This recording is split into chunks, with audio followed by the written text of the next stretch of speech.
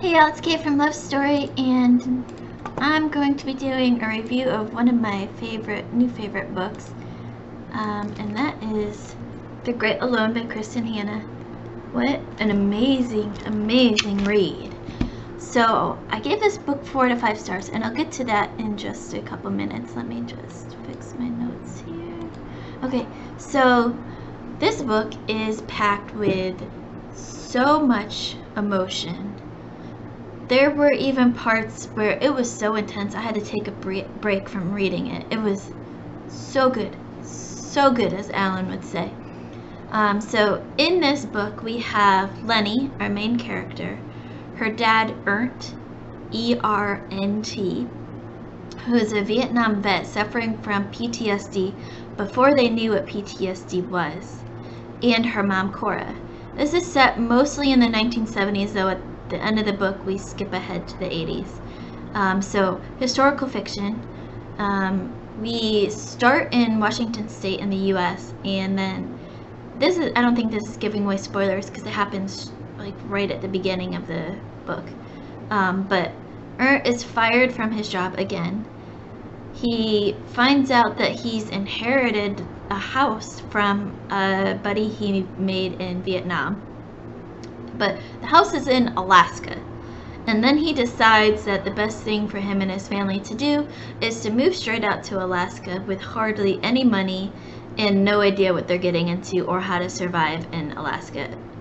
And so a lot of the book is mostly Lenny and her mom trying to learn how to survive in Alaska and survive those 6 months of winter without the sun, and that kind of story of learning how to survive in a hostile environment, both outside and inside, because trigger warnings here, and this isn't really giving away spoilers because you see it straight from the beginning of the book too.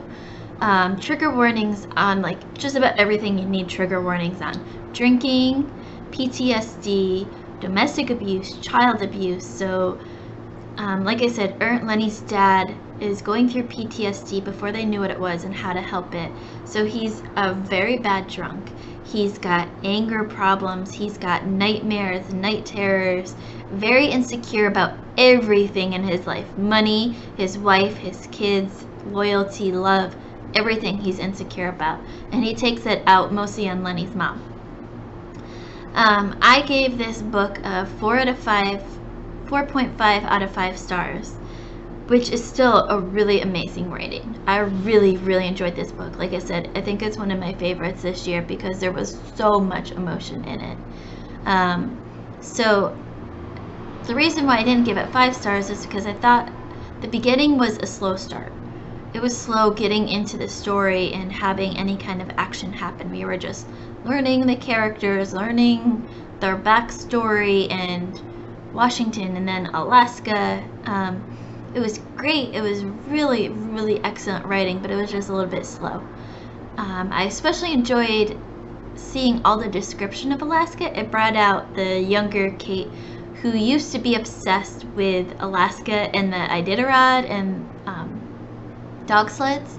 And spoiler alert, there will be more of that coming in February. Just wait, I have a big surprise coming soon.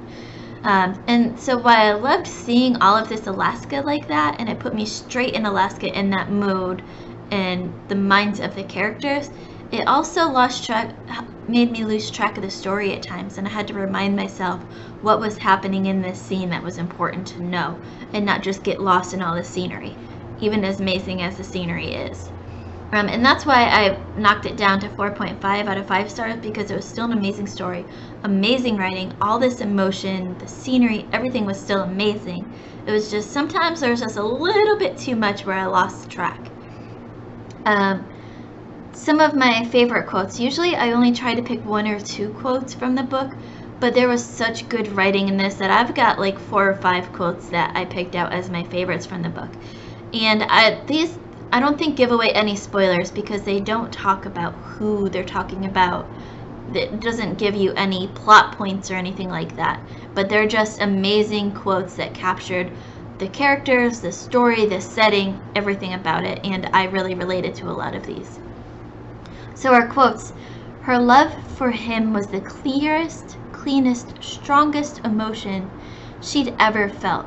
It was like opening your eyes or growing up, realizing that you had it in you to have like this. The next quote says, in Alaska, you learn what wild really means. And then my absolute favorite is, and the books. She'd never seen so many. They whispered to her of unexplored worlds and unmet friends. She realized that she wasn't alone in the world. And the last quote I'm going to read for y'all. Now she knew there were 100 ways to be lost and even more ways to be found.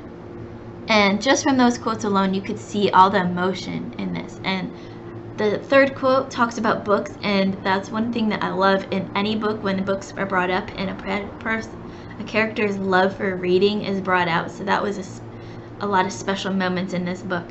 But I give it 4 out of 5 stars to 4.5 out of 5 stars to The Great Alone by Kristin Hannah. She's also written The Nightingale, and that's on my 2021 TBR list. I haven't read it yet. This is my first Kristin Hannah book, but from people that I've talked to that have read other books by her, they say this is right on par for Kristin Hannah.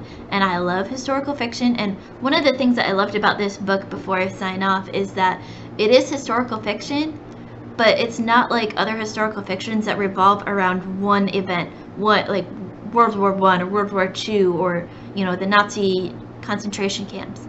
It's basically, it's historical fiction because it's fiction based in history in a certain time period in the US, but it's not based on one particular event or one particular person.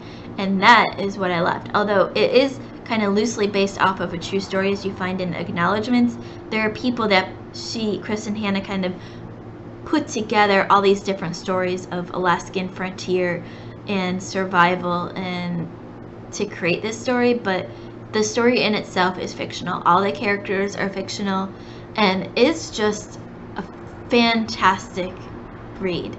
I highly recommend it. If you need a good book that'll make you cry, make you feel completely lost, make you feel empty at times, but also that hope. It's amazing. So much emotion packed in it. If you like a book that has every single emotion you could ever feel in one book, I highly recommend picking up, again, The Great Alone by Kristin Hannah. So good. Amazing. I love it, and I kind of really want to read it again already, even though I've got so many books to read. I'm not going to jump right into it, but so good. I can't wait to read it again someday. But that's it for now. If you've read this book before, let me know what you thought. Did you like it as much as I did? If you've read other Kristin Hannah books, let me know what your favorite books are by her, because I want to keep reading her books. And don't forget to like, comment, subscribe. Hit that notification bell to get notifications every time we put out a video. And keep reading.